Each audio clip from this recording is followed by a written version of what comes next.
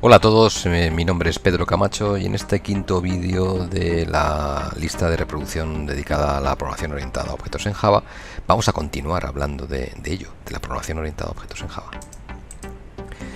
Tras una pequeña introducción hablaremos del concepto de clases amigas, también trataremos el tema de los paquetes, el operador this, el operador static y acabaremos con un pequeño reto. Una vez vistos los pilares fundamentales de la programación orientada a objetos en Java, en este apartado vamos a ver otros complementarios que de alguna manera hemos mencionado, como por ejemplo las clases amigas, los paquetes y el operador this. También vamos a ver el operador static, que ya conocimos en nuestro primer programa de Hola Mundo, ya que el main siempre debe ser static. Hablaremos ahora de las clases amigas, los miembros. Cuando hablamos de miembro queremos decir atributos o métodos no etiquetados, es decir, que no ponemos nada en la protección, es el default, son accesibles por parte de las clases amigas. En Java se consideran amigas todas aquellas clases que forman parte del mismo paquete. Un fichero fuente Java forma en sí un paquete y por tanto todas las clases incluidas en él son amigas. Las clases incluidas en varios ficheros fuente también pueden agruparse en un único paquete, indicando el nombre del paquete al principio de cada fichero. Esto lo hacemos mediante el indicador de package. Veamos esto con el próximo ejemplo. Fijaros, en la parte de la izquierda podríamos tener un único fichero y dos clases dentro de él, clase A, clase B, son amigas. Pero también las hemos etiquetado dentro del package prueba, así que la clase C, que también está dentro del package prueba, pues también son amigas. Sin embargo, las otras dos clases, las clases D y E, son amigas entre sí al pertenecer al mismo fichero fuente, pero no serían amigas de las otras. No está aconsejado crear las clases fuera de un paquete, el paquete por defecto, ya que dichas clases no pueden ser importadas. Es posible importar una clase individualmente o todas las que están dentro de un mismo paquete. Por ejemplo, en esa primera instrucción estamos importando la clase system, que estaría en un paquete lang que a su vez está dentro de otro paquete que se llama Java. Por cierto, todas las clases que están dentro de java.lang no hace falta importarlas porque vienen por defecto. Esa segunda instrucción lo que hace es traer o importar todas las clases que pertenecen al paquete AWT que está dentro del paquete Java. Un paquete crea un espacio de nombres. Esto significa que la clase pasa a tener como prefijo el propio nombre del paquete. Sea por ejemplo la clase A declarada dentro del paquete prueba, como tenéis ahí abajo. A la hora de utilizarla desde otro paquete tenemos tres opciones. Poner su nombre completo, que sería nombre del paquete, punto nombre de la clase, es decir, prueba.a.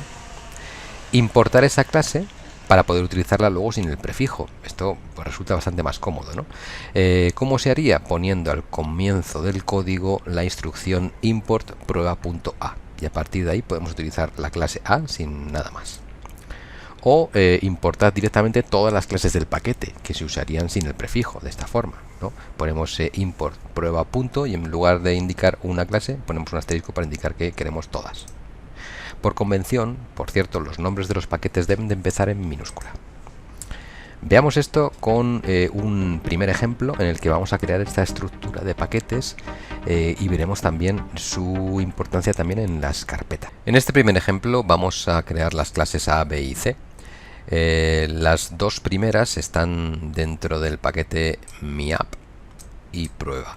Como veis es una estructura de un paquete dentro de otro paquete, aunque en el Package Explorer fijaros cómo aparecen sueltas, aparecen una aquí y la otra aquí, ¿vale?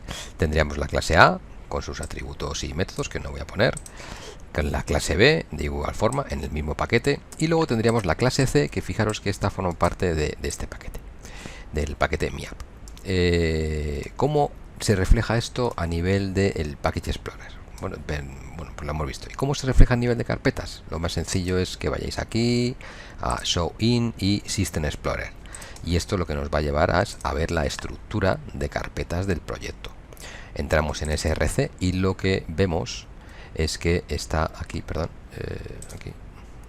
Entramos en SRC y tenemos aquí miapp y dentro de mi app colgando está C y dentro de ello una carpeta prueba y dentro de la carpeta prueba a B. Así que como veis esta es la estructura que tenemos aquí, ¿vale? En el segundo ejemplo vamos a tener la clase rectángulo que tiene dos atributos, ancho y alto. Bien, vamos a hablar un poco de todo el operador this. Fijaros, cuando yo el parámetro, el nombre no coincide con el nombre del atributo, no hace falta, ¿eh? Es un atributo sin referencia al this. Pero es bastante habitual, sobre todo también si utilizáis el source generate constructor, pues que él os ponga esto, ¿vale? Es decir, ¿por qué? Porque el parámetro, fijaros que el parámetro está como en marrón y el atributo está en azul, ¿vale? En este caso, al llamarse igual, si yo quitara esta referencia, esto se convierte en en una obviedad. Alto es igual a alto, una x es igual a x, no te lo está diciendo aquí, esto no tiene ningún efecto, ¿vale? Así que habría que ponerlo aquí, sí que sería obligatorio. Bien, otro uso del operador this es llamar desde un constructor a otro constructor. En este caso, desde aquí, desde este constructor, estoy llamando a este otro constructor. ¿Por qué? Porque tiene dos parámetros. Es más, si pulsáis la tecla control y luego acercáis el ratón al this y pulsáis sobre él, lleva directamente a este otro rectángulo, ¿vale? Al otro constructor. Por cierto, si utilizáis el operador this para llamar de un constructor a otro, tiene que ser la primera instrucción. O sea que si pusiéramos cualquier otra instrucción, por ejemplo aquí, hola, fijaros cómo ya os da un error. Y lo que os dice es que debe de ser la primera instrucción del constructor de querer utilizarla, ¿vale? Esto sí que lo podríamos poner luego, la podríamos poner después, ¿vale? Pero no antes, ¿vale? Bueno, la vamos a quitar de todas maneras para dejarlo como estaba. Luego tenemos aquí el método getAncho. En este caso devuelvo el atributo con el operador this, aunque realmente tampoco sería necesario. O sea, yo aquí lo puedo quitar igual que lo estamos viendo aquí, ¿vale? El getAlto lo estoy haciendo sin el operador de this. Bien, aquí setRectángulo sí que necesito para diferenciarlo entre el atributo y el parámetro. Y esta es la tercera forma de utilizar el this, como forma para devolver referencia al objeto completo. Java proporciona una referencia al objeto actual, que se denomina this, y que también se conoce como parámetro implícito. Tiene tres funcionalidades, que son las siguientes. Primero, resolver ambigüedades. Esto ya lo hemos visto, sobre todo en constructores, para diferenciar el atributo del parámetro, cuando se llaman de la misma forma, claro. La sintaxis sería poner this.atributo. Lo que pongamos después del punto, obligatoriamente tiene que ser un atributo o un método, aunque esta segunda se utiliza menos. Referencia al objeto. Un método puede devolver una referencia al objeto desde el que se está invocando el método. Y la sintaxis sería, por ejemplo, esta que tenemos ahí, return this, y devolvemos el objeto entero. Y también para llamar a un constructor desde otro constructor. Desde el código del segundo constructor, lo que tendríamos que poner es this y entre paréntesis los parámetros que tuviera el otro constructor al que queremos llamar. Como veis, dependiendo de la sintaxis que utilicemos, se puede utilizar cualquiera de las tres formas. Veámoslo con el segundo ejemplo. Un atributo o método declarado como static pertenece a la clase, es decir, llamamos miembro de clase, y no al objeto, es decir, es compartido por todos ellos. De esta forma, por ejemplo, si tenemos un atributo estático, el valor que tenga dicho atributo será común a todos los objetos que se creen de dicha clase. De esta forma se pierde la independencia de los objetos, algo propio de la programación orientada a objetos. Por eso, abusar de atributos o métodos estáticos implica, hasta cierto punto, en ir en contra de la programación orientada a objetos. Recuerda las siguientes reglas. Los métodos static no tienen referencia a this, ¿vale? Son conceptos que son incompatibles. Un método static no puede acceder a miembros que no sean static, ¿vale? De esa forma, si algo es static, todo a lo que acceda un método estático tiene que ser estático. Y un método que no sea static tiene total libertad, ¿vale? Para acceder a miembros static y no static. Veamos esto con el tercer ejemplo. Bien, en el tercer ejemplo vamos a hablar de la clase humano. Esta clase tiene dos atributos de objeto, ¿vale? nombre y edad, un primero string y el segundo int, y tiene un tercer atributo de clase.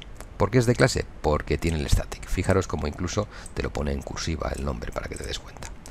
En el constructor de la clase humano, yo lo que voy a hacer es darle el nombre que recibo por parámetro, dárselo al atributo nombre. La edad, pues la inicializo a 0, como cuando nace. Y lo que hago aquí, fijaros, es aumentar la población mundial. ¿Ha nacido alguien más? Bueno, pues yo hago que la población aumente en 1 lo que tenga. Y la forma de acceder a un atributo de tipo static es mediante el nombre de la clase. ¿Vale? Fijaros la clase humano. Sí que es cierto que yo podría ponerlo this., y no hay un error, pero sí que hay un warning que nos advierte de que el atributo debería ser accedido, mejor dicho, de forma estática. ¿Y cómo se pone de forma estática? Pues con el nombre de la clase. Este es el método crecer, que lo que hace es aumentar la edad, y este es el método toString, que lo que va a hacer es mostrar la población y luego el resto de atributos, ¿vale? Vamos a ver esto desde el mundo en el que vamos a crear un primer ser humano, que se va a llamar Antonio. Lo imprimimos para verlo. Vamos a crear un segundo ser humano que se va a llamar Esther. Lo imprimimos. Luego hacemos que este primer ser humano crezca, cumpla 1 año, y mostramos ese primer ser humano para que veáis cómo la población va a ir cambiando. Lo ejecutamos y fijaros, cuando nace Antonio, la población pues solamente tiene 1 persona. Cuando nace Esther, ya la población ha cambiado a 2 personas. Y luego vuelvo a mostrar el objeto Antonio. Pero fijaros cómo aquí tiene un 2 cuando inicialmente tenía un 1. ¿Por qué? Porque el valor del atributo población no pertenece al objeto Antonio ni al objeto Esther, sino a todos ellos. Cuando se modifica para uno, se modifica para todos. Vamos a ver cuál es el reto. Crea un programa que solicite por teclado nombres de personas hasta que se encuentre la palabra fin. Una vez que se introduce un nuevo nombre, el resto de las personas debe cumplir 1 año más. Al terminar de introducir todos los nombres, se deben mostrar todos los humanos creados y la población mundial. Utiliza para ello la clase humano que hemos visto anteriormente. Tu programa debe estar en un paquete diferente al de la clase humano, por lo tanto tendrás que utilizar la sentencia import. Un ejemplo de ejecución sería este. Introduce un nombre, fin para terminar, y ahí introducimos Daniela. Lo mismo introducimos Marcos. Lo mismo introducimos Antonio. Y en la última introducimos fin, con lo cual fijaros cómo aparece el número 3 que indica la población mundial, y cada uno luego tiene sus atributos propios, ¿no? El nombre y la edad son propios, pero la población es de clase.